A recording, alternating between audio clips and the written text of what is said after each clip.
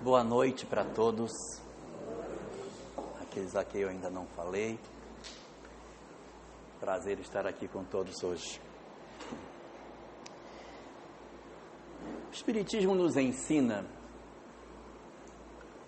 que os espíritos típicos da Terra não são almas superiores. O Espiritismo nos traz a informação de que a condição espiritual da maioria daqueles que constituem a população do planeta Terra é formada por espíritos com graves fragilidades, principalmente no campo moral. Informa a obra doutrinária que a evolução nossa está baseada em dois pontos: a evolução intelectual e a evolução no sentido moral. Do ponto de vista intelectual, nós temos caminhado muito, nós temos progredido muito.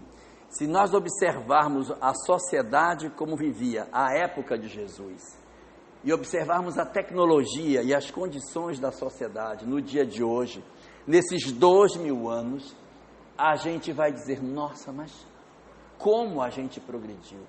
Na área das telecomunicações, na área dos transportes, na área da imprensa, de tudo. Não tem uma área onde a gente não tenha avançado significativamente nesses 2000 anos que nos separam do Cristo até hoje. Ou seja, há uma evolução intelectual extraordinária nesses anos. E a evolução moral? O que foi que a gente avançou da época do Cristo, há 2000 anos, para hoje? O que a gente cresceu?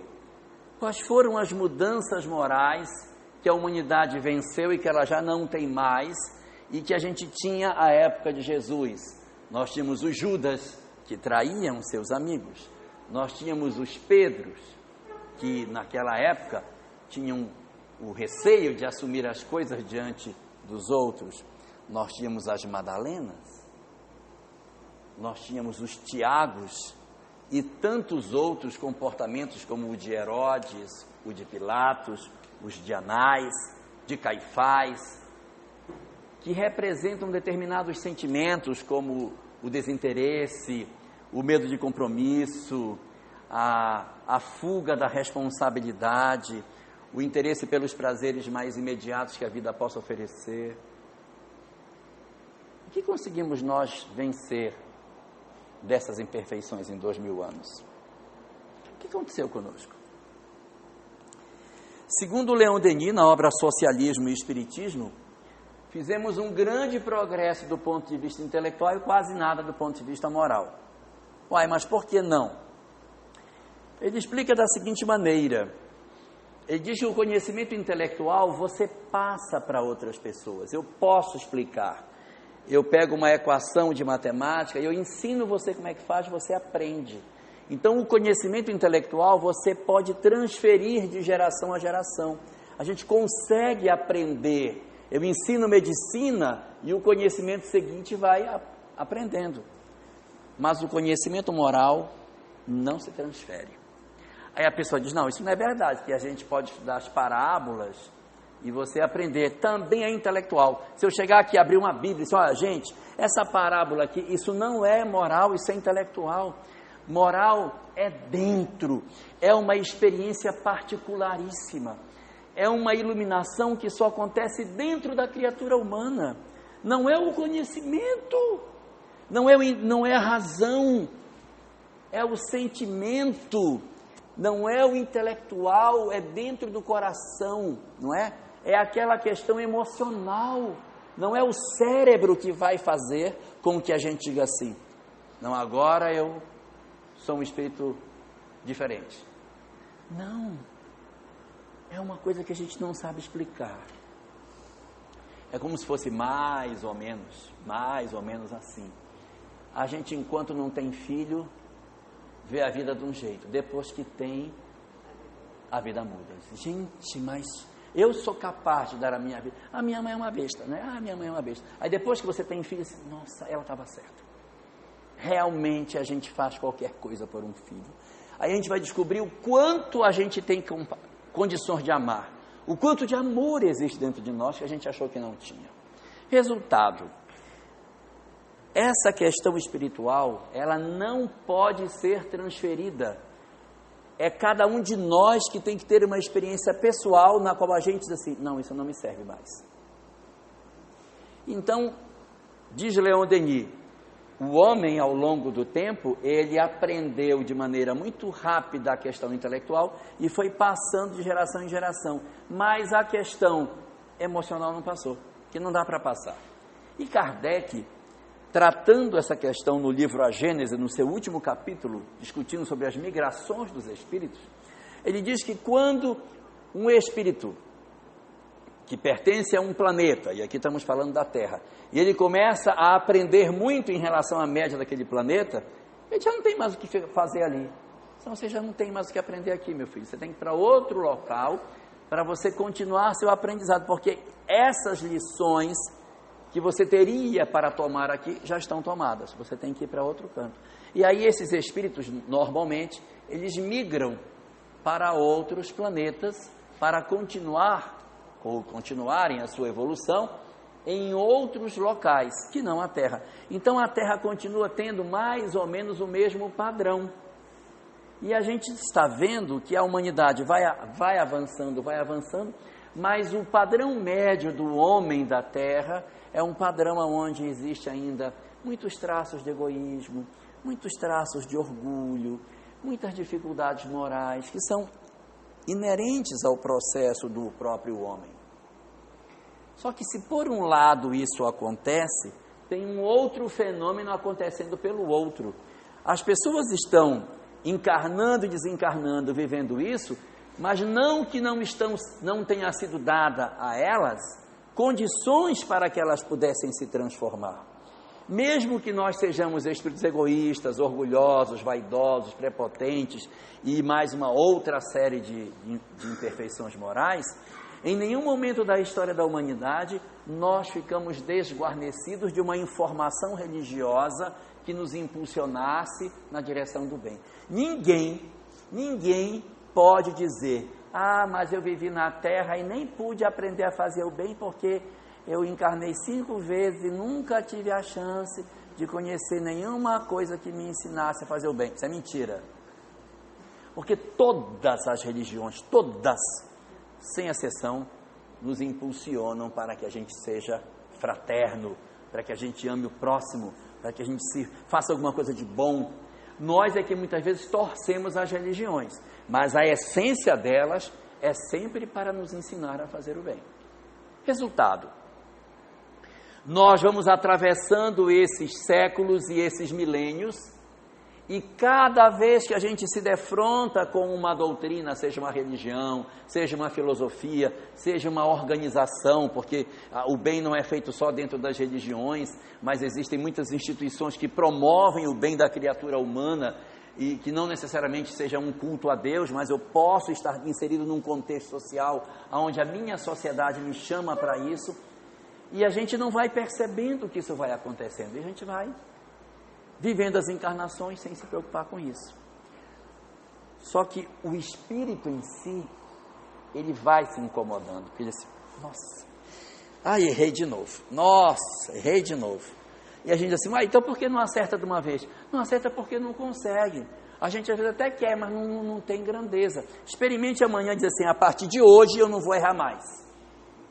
A partir de hoje, para provar que eu não vou errar mais, vou me mudar para a casa da minha sogra e vou morar com ela. E não vou em nenhum momento ter nenhum pensamento, nem pensamento ruim eu vou ter. Então, experimente, você vai ver que nos falta grandeza. A gente não faz porque parece que nos falta alguma coisa. E esse que nos falta, ele pode ser em função das dificuldades que nós temos, e outro pode ser em função das preguiças espirituais que a gente tem.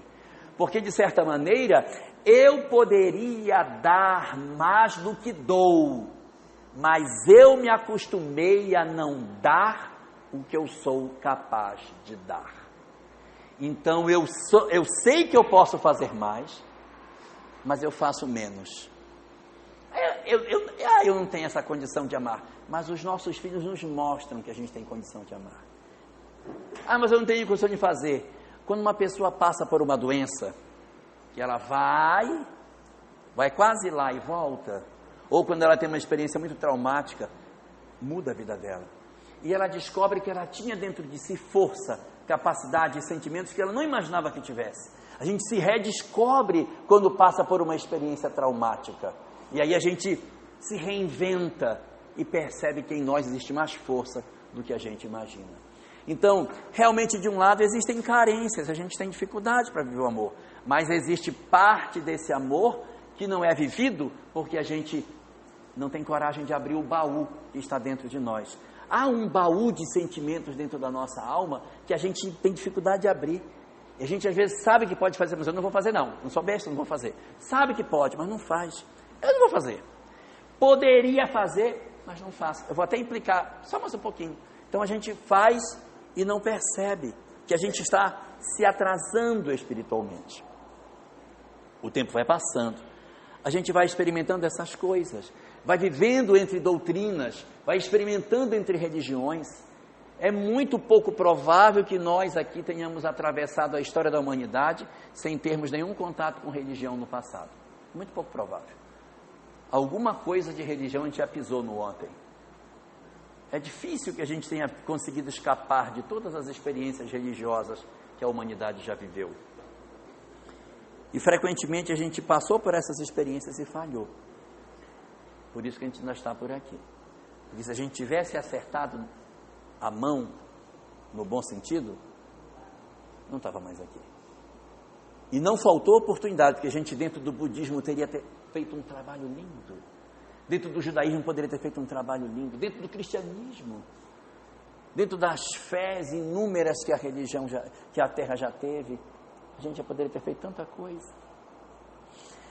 E é exatamente por nós sermos almas tão falíveis e tão falidas, e ao mesmo tempo tão capazes e tão conscientes de todas as coisas, que esses espíritos então podem ser chamados para uma condição diferente de entendimento,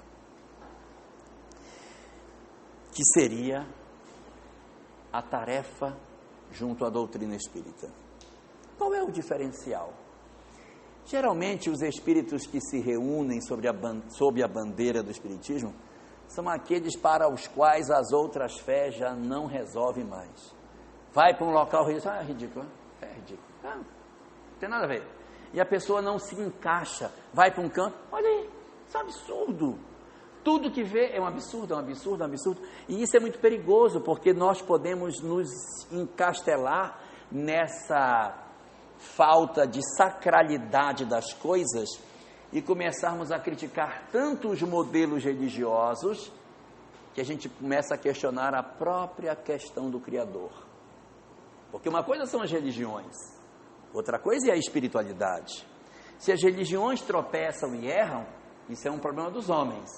Mas nós não precisamos tanto de religião como precisamos de espiritualidade, de sentir o sagrado, de ter essa experiência que nos falta, porque de intelectualidade a gente já está cheio.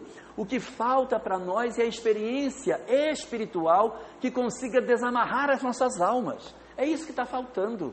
Não é mais o rito, não é mais o paramento, não são mais os sacramentos. É um contato interior que ainda não aconteceu. É a descoberta, o acender da lâmpada que tem dentro de nós. E de certa maneira, nós já somos almas tão calejadas nessas várias doutrinas por onde a gente já passou, que tudo nos parece sem propósito. Joana de Ângeles diz em uma das suas obras que a maior provação que o ser humano pode passar na Terra, sabe qual é? Perder a fé e prosseguir vivendo. Porque quem perde a fé quebra a bússola. Se eu perco um filho, se o meu filho desencarna e eu tenho fé, não importa qual seja, eu tenho mais condição de segurar o barco da minha vida e conseguir chegar no cais do outro lado. Mas se eu quebro a minha bússola, eu não sei para onde eu vou. Quem tem uma fé consegue segurar a família por todas as turbulências que ela tem, mas vai se segurando e consegue levar o barco até o outro lado. De repente não chegam todos do outro lado, chega só metade, mas a gente leva parte dos que estavam no barco. Mas sem bússola, não se vai a lugar nenhum. Então o grande perigo de parte dessas almas que estão na terra é o risco delas se perderem pelo excesso de intelectualidade e a falta da experiência espiritual, porque o cara já viveu em todos os templos e em nenhum deles a lâmpada acendeu. Não acendeu. Vivemos dentro do cristianismo frios, dentro do budismo frios. Por onde a gente passou, frio, gelado, criticando, racionalizando. Isso aí não pode. Isso aí está certo. Então nós somos hoje na Terra um número muito grande de almas que estamos precisando viver uma experiência de espiritualidade. Para essas almas que têm exatamente essas lacunas, o Espiritismo vem apresentando uma proposta nova. Por isso que o Espiritismo é tão importante para nós. É lógico que a gente pode ter outras fés. Há muitas outras doutrinas na Terra. Tem um escritor libanês chamado Khalil Gibran que diz assim: Deus fez a verdade com várias portas para atender a todo crente que a elas vem bater. Então é isso mesmo, é atender a todas as expressões religiosas que existem, mas para nós, as outras fés muito provavelmente já não nos atendem mais. Então, não somos nós que precisamos do Espiritismo. Eu falei errado. Apaguem o que eu disse. Não é o Espiritismo que precisa de nós. Somos nós que precisamos do Espiritismo. Não é que acho que eu não vou lá hoje não. Assim, não é que a gente vá se tornar fanático, mas a gente precisa disso. Não é pela tarefa de vir empurrar pôr essa cadeira mais para frente, não é isso. É sentir, é se iluminar, é aproveitar a tarefa para fazer o despertamento espiritual que esse movimento pode me oferecer, porque eu já sou uma alma calejada e seca. Essa pode ser uma oportunidade entre as últimas que a gente possa ter para se despertar. Eu falo entre as últimas porque a fé não é o último recurso. Doença também ajuda muito, não é? Não estou querendo ameaçar ninguém, longe de mim, mas é uma oportunidade de você despertar, de você viver experiências novas. Nossa, mas isso é importante. Só que para isso, a gente não pode fazer as coisas na casa espírita como se estivesse carregando uma cruz nas costas. Há muitas pessoas, meu Deus, domingo, meu Deus, queria tanto hoje não ir, tanta vontade de ficar em casa, uma preguiça miserável. Ai meu Deus, mas eu tenho que ir porque eu tenho a minha obrigação. Não é obrigação, porque obrigação quem tem é quem carrega a cruz nas costas. A gente tem que entender que isso é a oportunidade da gente fazer as coisas de um outro sentido. É dar um sentido positivo, porque se eu vier para cá já de mau humor, porque eu queria estar em casa, louco, às vezes, meu Deus, a novela vai começar. Daqui a pouco eu quero saber se a Clara vai ou não vai vencer a demanda lá, que o Patrick está lutando para ver se consegue. Aí sim. É a minha mãe que me conta. A minha mãe me fala. Então, se a gente vem com esse foco, a gente não aproveita. E assim, há uma grande ilusão nossa de achar que é a tarefa que vai salvar a gente. Eu vou contar uma coisa que aconteceu comigo faz muito tempo. 1982, faz tempo. Era ano de Copa e eu fui assistir a Copa na casa de um amigo meu. E era jogo Brasil, isso é verdade, Brasil e União Soviética. Um jogo horrível, difícil. O goleiro russo pegava tudo que era bola, já estava desesperado e nada, a bola não entrava, eu agoniado. Aí deu a hora do intervalo. E veio aquela hora que repete aquelas cenas de desespero, que a bola não entra e tal. Aí quando deu o intervalo, eu falei, meu Deus, não é possível. Vamos perder esse jogo, eu não acredito. Aí eu estava na casa de um amigo. Aí meu amigo disse assim, vamos aproveitar esse intervalo do jogo e fazer um evangelhozinho? Aí eu digo, o quê?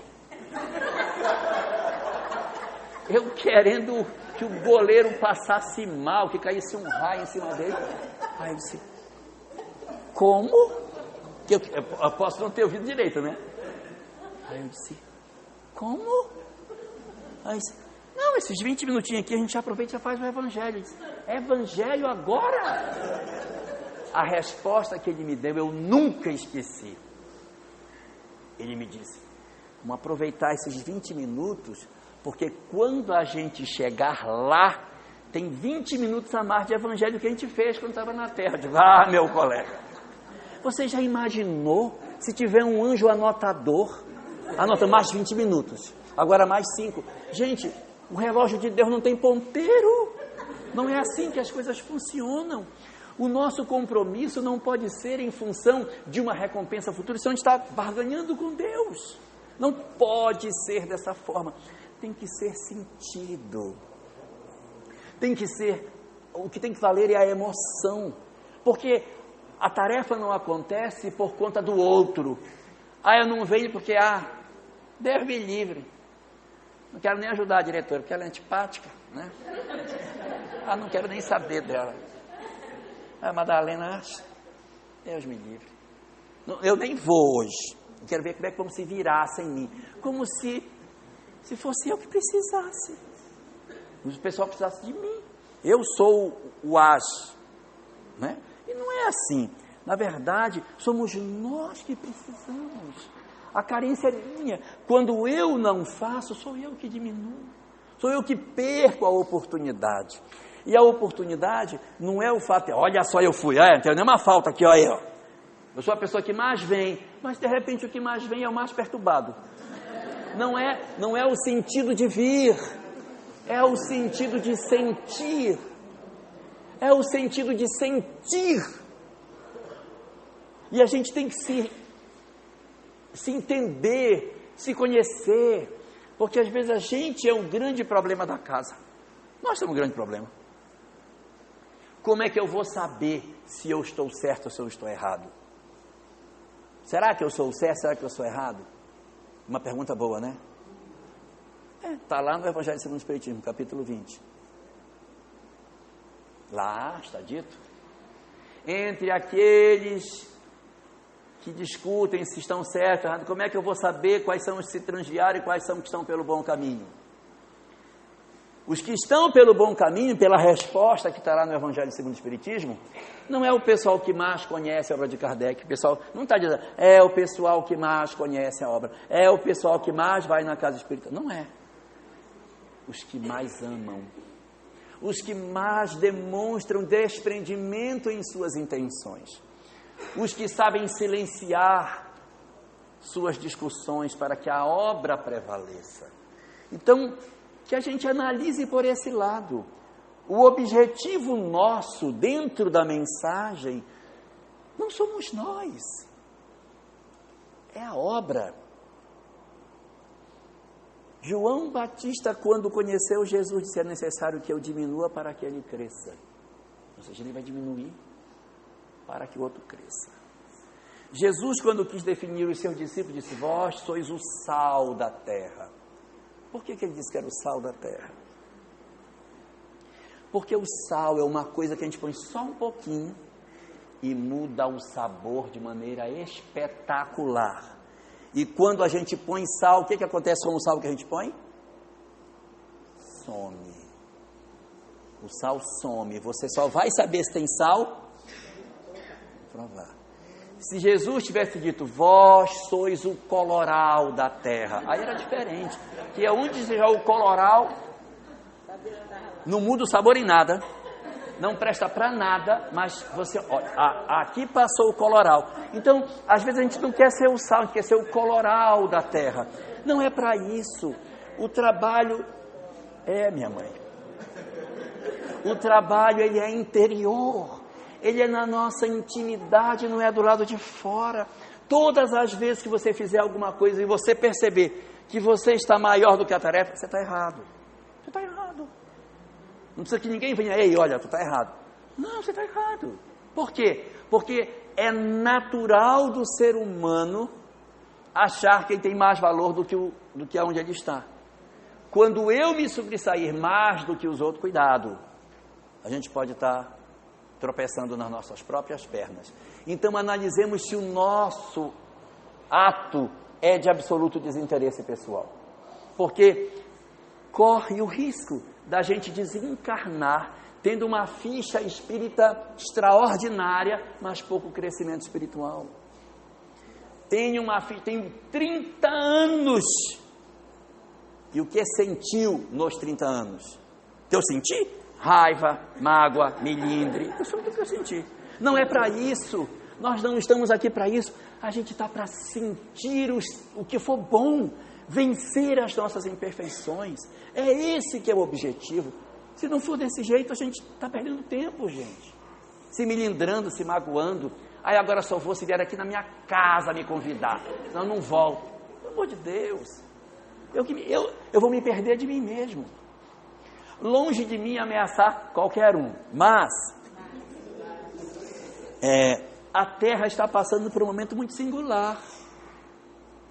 E é muito provável que esse momento que a gente esteja vivendo seja muito parecido com a quarta-feira de cinzas, sabe? O que a gente canta na quarta-feira de cinzas? É só hoje, amanhã não tem mais. É só hoje, amanhã não tem mais. Por quê? Porque nós estamos vivendo já o crepúsculo dessa era que estamos vivendo. E aqueles entre nós que só desenvolvemos o lado racional e não desenvolvemos o lado emocional, estamos colocando em xeque a nossa própria permanência nesse lugar. Daí a necessidade da gente aproveitar a chance. A gente às vezes vê assim a figura de Emmanuel e assim, Emmanuel já foi Padre Mandana Nobre, já foi Frei Damiano, já foi Quinto Varro, já foi um monte de coisa, já foi Nestório. Aí por que ele se apresenta como senador romano? Por que ele não vem como Padre Mandana Nobre? Qual é o motivo que faz ele se apresentar como Públio Lentulus? Porque foi a encarnação mais importante da história dele. Porque naquela encarnação ele encontrou Jesus e ele fez uma fratura na própria história dele. As outras são consequência, mas o momento em que ele faz a guinada foi essa. Então é uma reverência a um momento tão importante que ele viveu na vida. Eu acho, meu pensamento pessoal, que esta encarnação para nós é tão significativa como foi a de Lentulus. Porque se a gente souber aproveitar a oportunidade que a gente está tendo, a gente vai poder sair assim, mas eu aproveitei aquela oportunidade. Nossa, a chance que me foi dada, eu tomei na mão. E eu cresci, porque olha, eu era melindroso, eu implicava com os outros, eu criava problema. No dia de reunião da diretoria, eu só ia lá só para polemizar. Criava problema para todo mundo. Assumia a tarefa e fugia. Se eu for fazer isso, me perdi. Mas eu posso dizer, eu aproveitei. Porque eu entrei na vida de um jeito, cheio de mazelas, mas eu entendi que não poderia ser assim. Eu entendi que eu tinha que mudar. Ninguém está errado de ter defeitos. Mas a gente precisa crescer, se transformar, se modificar. E isso vai exigir um esforço danado, porque toda mudança vai exigir que a gente deixe de ser como é, para ser como a gente ainda não é. E dói mudar, porque você vai ter que desentortar as coisas. E é horrível a gente se desentortar, né? É como colocar aqueles aparelhos no dente, é tudo fora do lugar, aquele negócio dói, rasga a boca, você não consegue comer, emagrece, é um sofrimento danado. Então, mas aquilo é importante para dar saúde para você. A mesma coisa é o esforço que a gente tem que fazer para aproveitar essa encarnação. Gente, reencarnar no Brasil, com a oportunidade do conhecimento espírita, que não tem parábolas, é tudo na lata, tudo na real, não tem, é tudo direto. Não é isso, o que eu tenho para te dizer é isso aqui, ó, é isso aqui, para ninguém dizer assim, mas eu não entendi. Não vai dizer que você não entendeu, porque é claro, a doutrina ela é clara, ela é denotativa, ela não faz rodeio, não dá condição de ninguém dizer, mas eu nem sabia que era assim. Ninguém vai poder alegar isso, nós não vamos poder alegar. Mas nós podemos fazer uma mudança na nossa vida tão extraordinária, se nós soubermos aproveitar, que vai ser fantástica para o nosso crescimento espiritual. Basta que a gente saiba aproveitar a oportunidade que a gente está tendo. Eu já estourei o tempo, mas eu vou contar uma história antes de acabar, posso? Eu vou contar uma história para vocês. É porque algumas pessoas, às vezes, acham que não tem condição de fazer. Mas quem sou eu, coitadinho de mim? Sou tão pequenininho. Isso não é verdade, porque às vezes as pessoas que aparentemente têm menos, são os que podem mais. E exatamente para exemplificar isso que eu estou dizendo, eu vou puxar uma parábola que tem 2.600 anos. Essa parábola foi contada pelo Buda, quando esteve conosco. O Buda conta que havia uma casa muito grande, de um senhor muito rico, e havia vários serviçais nessa casa. E entre os serviçais que trabalhavam nessa casa, havia um rapaz cuja a função dele era simplesmente levar água de um poço de pedra até a cisterna dentro da casa do seu amo. Ele fazia esse trajeto várias vezes ao dia. Ele colocava uma vara sobre os ombros com um balde de cada lado, corria pelo longo caminho até o poço de pedra, abaixava a vara, enchia os baldes com água, depois colocava a vara sobre as costas e vinha correndo pelo caminho e derramava na cisterna e voltava para fazer o serviço de novo. E conta o Buda que uma das vezes que ele foi fazer esse trabalho, ele bateu com o balde na lateral do poço. E como o poço era de pedra, ele rachou o balde. Ele olhou o balde tinha rachado. E ele, ao invés de jogar o balde fora, ele continuou usando o mesmo balde, tendo ficado rachado. Só que o trabalho dele agora mudou. Como é que ele fazia? Ele chegava no poço, baixava a vara, enchia primeiro o balde bom, depois ele enchia o balde rachado e rapidamente colocava a vara nas costas e saía correndo pelo caminho. Quando chegava na casa do amo, derramava um pouquinho de água que havia sobrado do balde rachado e derramava a água do balde bom e voltava para pegar mais água. Numa dessas viagens, quando ele colocou o balde próximo ao poço para fazer o enchimento deles, o balde rachado, nessa época os baldes ainda falavam. O balde se virou para ele e disse: por que você não me joga fora? Você acha que eu não sei o esforço que você faz por minha causa? Por minha culpa, você tem que dar o dobro de viagens, porque eu não presto para o seu trabalho. Eu sou um inútil, um imprestável balde rachado que não serve para nada. Eu tenho vergonha do balde bom, porque ele sim me ajuda, mas eu não faço nada. Você me carrega, chega lá, não tem mais nada, joga um pouquinho de água e volta a buscar mais. Não se condene a me carregar nas costas, porque eu não presto, sou inútil. Me tire fora, me jogue no montouro de lixo, que é o meu lugar. Coloque no meu lugar um outro balde bom que possa ajudar você a fazer o trabalho que você merece e se livrar de mim. Eu não presto, eu sou inútil. O rapaz então virou-se para o balde rachado e disse: Ah, meu querido balde rachado, se tu soubesses o quanto o meu amo se agrada do serviço que eu faço na sua casa, exatamente porque eu me sirvo de ti, um balde rachado, tu não dirias o que tu estás me dizendo. Porque no dia imediato ao que tu rachaste, eu plantei sementes de rosa desde o poço até a casa do meu amo. E quando tu passas nas minhas costas, derramando pelo caminho a água que tu vais levando, tu vais semeando vida por onde tu passas. São as tuas lágrimas, a tua pequenez, o fato de seres quebrado, de te sentires pequeno, as experiências que tu viveste e tudo que tu consideras ruim e que te traumatizou, é que faz com que tu vás semeando vida por onde tu passas. Olha no caminho por onde passa o balde bom. Ele é tão completo em si mesmo, ele é tão perfeito, que ele não divide com ninguém aquilo que ele tem.